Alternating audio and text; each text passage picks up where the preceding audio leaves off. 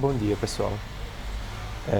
Nessa videoaula, eu, Alan Lúcio e Mari Klein Araújo, nós iremos apresentar uma breve avaliação da linguagem de programação Julia. Bom, para isso, nós seguiremos o seguinte roteiro. Primeiro vamos dar uma introdução, o que é que o nosso trabalho pretende fazer. Depois vamos descrever algumas informações interessantes sobre a linguagem Julia, como os tipos básicos, os operadores especiais, as chamadas inline, as bibliotecas de linguagem, as estruturas de fluxo de controle e modularização. Depois de a gente ter visto como que a linguagem Julia ela é formada em seus aspectos gerais, como que é sua criação, né, o modo de desenvolver na linguagem, nós iremos fazer uma breve análise. Nessa análise nós iremos verificar capacidade de leitura, capacidade de escrita da linguagem, confiabilidade e custo. Tudo isso baseado no que foi descrito na sessão anterior, falando sobre linguagem Julia. E por fim, daremos algumas conclusões. Introdução. Como nós podemos determinar se uma linguagem ela é viável, né? Existem inúmeras linguagens de programação, né, disponíveis, algumas mais famosas como Python, Java, C++, outras mais desconhecidas como Groovy, como a própria Julia, né, que são linguagens um pouco mais esquecidas ou um pouco menos visíveis. Como que a gente pode escolher, né? Esse trabalho tem o intuito de mostrar o porquê escolher a linguagem Julia, o que deveria ser levado em conta e por que deveríamos escolher a linguagem Julia. Outro problema, uma coisa interessante é o seguinte: a gente tem que parar para perceber qual o problema que a gente quer resolver. Por exemplo, no caso específico de Julia, ela tem a sua direção é voltada à matemática. Ela vai trazer inúmeras facilidades para a matemática. Isso é muito importante porque quando a linguagem ela tem um foco, ela vai trazer inúmeras possibilidades ou inúmeras facilidades para que você programe para resolver esse tipo de problema, né? E outra coisa, nós vamos mostrar uma análise geral, né? Uma visão geral da linguagem Julia. Julia. Bom, sua história. Julia está sendo desenvolvida desde 2009, né, por Jeff Benzion, Stephen Karpinski e Viral B. E milhares de colaboradores através do GitHub, né? A linguagem ela fica disponível para quem quiser mandar features, né? Fica livre para fazer isso. Quais são os principais aspectos dessa linguagem? O que motiva o uso dessa linguagem? Ela é multiparadigma, ou seja, ela contempla tanto o paradigma funcional como o orientado a objetos e o imperativo, né? Ou seja, ela consegue abranger uma gama maior de possibilidades de resolução de problemas. Outro aspecto muito importante, ela tem uma grande otimização para paralelismo, certo? Então, criar programas paralelos nessa linguagem é bem mais simples, ela é bem mais intuitiva. Outro aspecto importante, ela é uma linguagem de alto nível, ou seja, ela vai trazer todas as facilidades de programação que você teria com uma linguagem como Python ou como Java, né? Em contrapartida, se você fosse usar um C ou um C++ ou um Fortran, seria um pouquinho mais complicado de programar. Outra coisa interessantíssima, ela traz tipos dinâmicos e estáticos, ou seja, se você quiser, você pode definir o tipo que você vai trabalhar. Mas também, se você não quiser, o compilador da linguagem consegue inferir dinamicamente esse tipo, certo? E essa é a característica mais interessante, ela tem tempo de execução em estado da arte, o padrão do C, que é digamos que é a linguagem mais otimizada para tempo de execução, né? Ela é a linguagem mais eficiente. E durante a apresentação nós iremos mostrar uma tabelinha comparando. Vamos lá. Agora vamos para os tipos. A linguagem possui basicamente 5 tipos básicos. Isso não quer dizer que só tem esses tipos, são tipos básicos, que são os tipos abstratos, os tipos compostos, os bit types, as tuplas e as uniões. Tá ok? os operadores especiais. Bom, a linguagem, por trabalhar com matemática, ela tem várias funções que vão facilitar o trabalho com vetores, com matrizes, né? Aqui temos alguns desses métodos, ou dessas funções, ali onde tem loaded form. E do lado esquerdo da tabela, nós temos a surface syntax, que é nada mais do que uma abreviação da chamada dessa função. Ou seja, nós temos uma facilidade de escrita, né? Vai ter uma facilidade de escrita, vai ficar mais simples de escrever o código se a gente utilizar essas abreviações. Isso aqui a gente está mostrando porque Julia tem N operadores. Os operadores aritméticos, os operadores lógicos, os operadores de atribuição, assim como as demais linguagens têm, pelo menos a maioria delas. Só que aqui a gente quer focar no que Julia tem de diferente, que são esses operadores focados para o tipo de problema que ela está proposta. Chamadas inline. Outro recurso muito interessante da linguagem.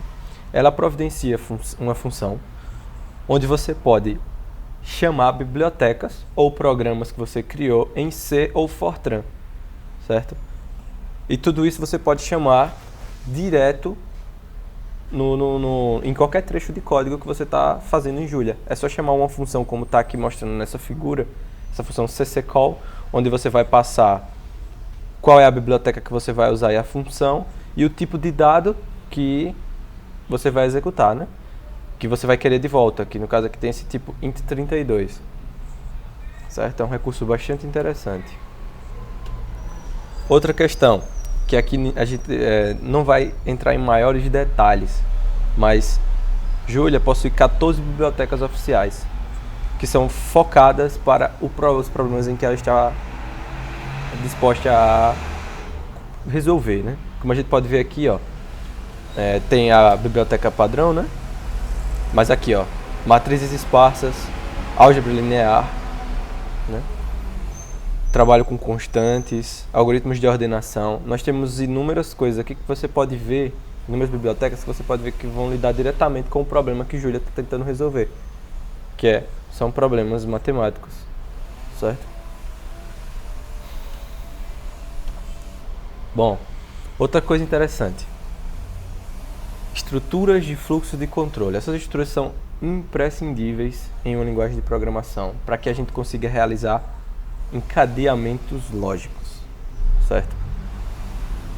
É um recurso básico e que Julia traz, ok? Ou seja, você vai conseguir realizar o controle dos fluxos de execução do seu código, do seu algoritmo, certo? Nós vamos descrever os principais fluxos de controle da linguagem. Primeiro, a estrutura condicional, certo? Estrutura condicional elementar, onde você vai poder estabelecer condições no padrão if, else if e else, certo? Como na maioria das linguagens, como pode ser visto aqui nessa imagem, onde você pode realizar os encadeamentos lógicos básicos. Está disponível de modo bem semelhante à maioria das linguagens de programação, o que facilita muito na hora de você aprender, por ser uma linguagem nova, ou mais atual, né, digamos assim. Outra estrutura de condição é o operador ternário, que visa simplificar quando você precisa realizar uma condição simples e você quer fazer aquilo em uma linha para que não ocupe muito trecho de código, fique um pouco mais simples o seu código. Você pode usar o operador ternário, que funciona exatamente igual ao operador ternário da linguagem Java, por exemplo. Uma coisa importante, sempre vou estar comparando com outras linguagens, porque essas linguagens que eu vou estar comparando são linguagens mais habituais, que a maioria das pessoas que podem estar vendo aqui o vídeo já trabalharam.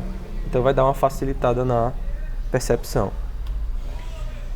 Outra coisa muito importante são as estruturas de exceção, onde o programador ele consegue capturar exceções, certo?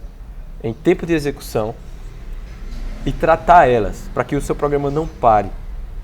Bem como também ele pode criar suas próprias exceções, visando manter o controle das suas estruturas. Isso aqui é um recurso muito interessante e aumenta muito a confiabilidade da linguagem, certo? Como pode ser visto na imagem, As estruturas de exceções também são muito semelhantes à linguagem Java, onde você tem o try-catch, né? O try você coloca o que você quer tentar executar, e no catch você diz qual é a exceção que você, né, no caso você captura a exceção, e aí você pode realizar algum tipo de correção para essa exceção, certo? Para que ela não volte a ocorrer ou para que você corrija o problema que foi apresentado. Julia implementa duas estruturas de repetição padrão. A primeira é o for e a segunda o while. O for, a implementação é parecida com o for each do Java ou o for do Python, onde as listas são percorridas automaticamente. Já no while, funciona igual à maioria das linguagens de programação, baseada em condição. Aqui é um exemplo do while na linguagem Julia. A condição para que possa ser entrado no bloco. E aqui podemos ver um exemplo do for em Julia.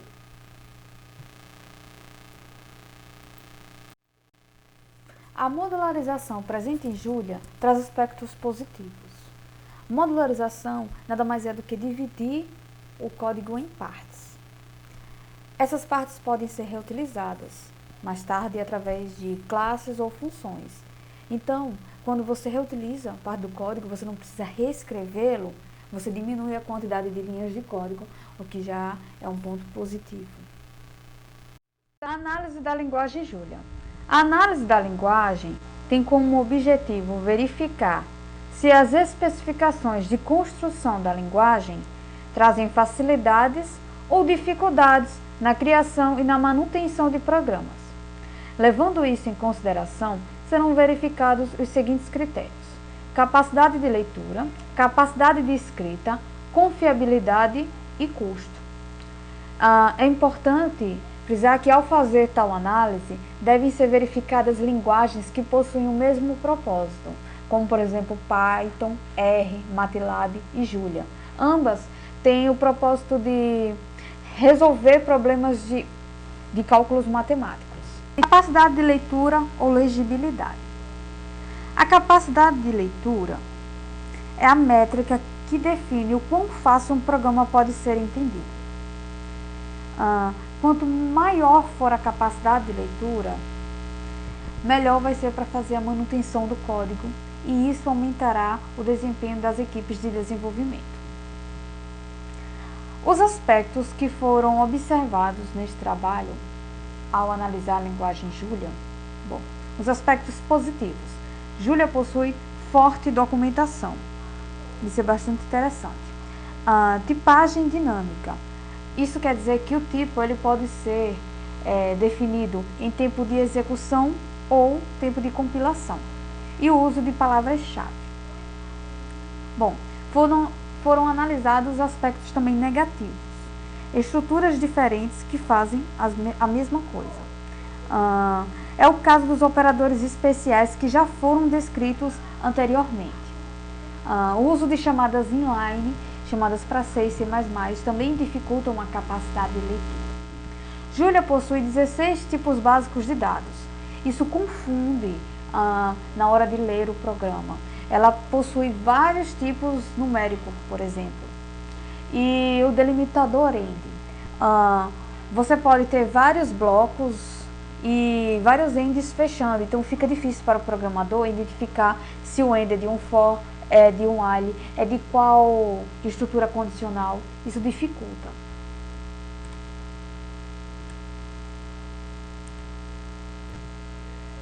Capacidade de escrita.